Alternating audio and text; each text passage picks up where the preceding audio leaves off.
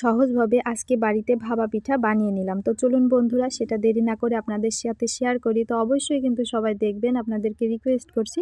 তো এখন কিন্তু ৩টার মতো বা ৩:৩০টার মতো বাজে। আমি চালগুলো রাতে কিন্তু ভিজিয়ে রেখেছিলাম। তো তারপরে সকালে চালগুলো ছেঁকে সুন্দরভাবে একটা তেনার পুরে নেড়ে দিয়েছিলাম। তো এগুলো কিন্তু একেবারে হালকা শুকিয়ে নিতে হবে, একেবারে বেশি কিন্তু শুকানো কখনোই যাবে না। যদি চালটা বেশি শুকানো হয়ে যায় তাহলে কিন্তু বাটা ঘষা করতে অনেকটা কষ্ট হয়ে যায়। তার জন্যই যখন চালটাকে নেড়ে দেওয়া হবে এবং হালকা রস যখন শুকিয়ে আসবে তখন সেটা বাটা ঘষা করলে তখন পারফেক্টভাবে সুন্দরভাবে বাটা হয়ে যায় আর কি। এরপরে আমি রান্নাঘরে চাল নিয়ে বসে পড়েছি বাটা ঘষা করতে। আর এখানে আমার মা দেখছিল মানে বাটাটা কেমন হচ্ছিল, প্লেন হচ্ছিল না একটু মানে খুদি খুদি ছিল, তো সেগুলো একটু দেখছিল। আর আমার বৌদিদের বলছিল দেখো তো কেমন হচ্ছে। আমি তো প্রথম বাটছি, কখনো বাটিনি। তো যাই হোক, ভালো হয়েছিল বাটাগুলো কিন্তু। আর এই চালগুলো বাটতে বাটতে আমার কিন্তু হাতটা এত ব্যথা হয়ে গেছিল, খুবই ধরে যাচ্ছিল। তারপরেও আমি বেটেছিলাম। তো আমার মা বলছিল যে তুই কিছুটা বাট, তারপরে আমি বাটবো। তো যাই হোক, মায়ের আর প্রয়োজন হয়নি, আমি কিন্তু সবগুলো বেটে নিয়েছিলাম। যেহেতু খুব ঠান্ডা পড়েছিল সে কারণে আমি সোয়েটার পরে বাটা ঘষা করতে বসেছিলাম, কিন্তু বাটতে বাটতে এত গরম ধরে গেছিল মনে হচ্ছিল খুলে ফেলি। তো যাই হোক, বাটছিলাম তো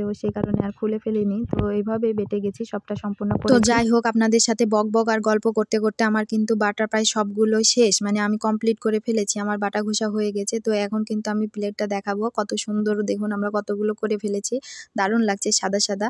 তো যাই হোক, এদিকে আমি বাটছিলাম আর আমার বৌদি এখানে তার উনুনটাকে ঠিক করছিল, মানে আখাটাকে ভালোভাবে মেরামত করছিল। তো সেটুকু একটু ভিডিওতে নিয়ে নিলাম। আর এই যে এটাতে পিঠা বানানো হবে সেটাও একটু দেখিয়ে দিলাম কিভাবে হাঁড়িটাকে বন্ধ করে রাখা হয়েছিল। তো এখানে আমার মা গুড়টাকে সুন্দরভাবে কুচি কুচি করে নিচ্ছিল, কারণ ভাপা পিঠা বানানোর জন্য। এরপরে ময়দা এর মধ্যে মানে চালের গুঁড়ার মধ্যে হালকা লবণ আর হালকা জল দিয়ে এটাকে ঝুরঝুরি করে মাখিয়ে নেওয়া হচ্ছে। আর এই পিঠা যে বানাতে পারে তার কাছে খুবই সহজ লাগে, আর যে পারে না তার কাছে কিন্তু খুবই কঠিন লাগে, কারণ এটার কিছু নিয়ম কানুন রয়েছে। তো সেই কারণে কিন্তু পারফেক্ট কখনোই হয় না। এই যে ময়দাটার মধ্যে যদি কেউ জলটা বেশি দিয়ে দেয় তাহলে কিন্তু পিঠাটা আর ভালো হবে না। তো যাই হোক, আমাদের চালের গুঁড়োটাকে সুন্দর কিন্তু ভাবে মাখানো হয়ে গেছে। এর মধ্যে লবণ আর জল দিয়ে হালকা ভাবে মাখিয়ে এরপরে ভাপা পিঠা বানানোর জন্য প্রথমত একটা ছোট বাটি নেওয়া হয়েছে। তো আপনারা চাইলে যে যেরকম ইচ্ছে তেমন বাটি নিতে পারেন, আমরা ছোটটাই নিয়েছি। বাটির মধ্যে ময়দাগুলো দিয়ে এর মধ্যে হালকা গুড়গুলো দিয়ে আবার ওর পুরে সেই ময়দার পুরটা দিয়ে সুন্দরভাবে বাটিটা দিয়ে এই যে দেখুন কি সুন্দর করে করে নিচ্ছি। আর আমার মনে হয় এই পিঠা সবাই বানাতে পারেন আর কি, আর সবারই মনে হয় অনেক পছন্দের। তো আপনাদেরও কি প্রিয় এই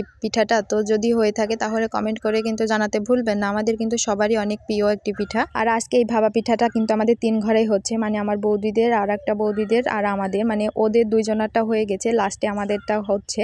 তো সেটা আপনাদের সাথে শেয়ার করছি। জানি না আপনাদের কেমন লাগছে। তো যদি একটু ভালো লেগে থাকে তাহলে প্লিজ একটু লাইক কমেন্ট করবেন আর একটু আমাদের চ্যানেলটা সাবস্ক্রাইব করে পাশে থাকবেন। তো যাই হোক, আপনাদের সাথে বকবক করতে করতে আমাদের পিঠাগুলো কিন্তু অনেকটাই হয়ে গেছে প্রায়, মানে আমাদের একটা প্রথম হলো। আর এই যে এদিকে আরও অনেকগুলো হয়েছে বানানো, তো সেগুলো একটু আপনাদের সাথে শেয়ার করলাম।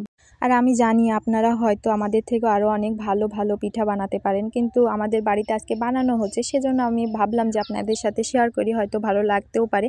তো এই করতে করতে কিন্তু আমাদের অনেকগুলো পিঠা হয়ে গেছে। তো এই যে ফাইনালি দেখুন আমাদের সবগুলো পিঠা কমপ্লিট। তো আপনাদের কেমন লাগলো এই ভিডিওটা? যদি ভালো লেগে থাকে তাহলে প্লিজ লাইক কমেন্ট শেয়ার করে পাশে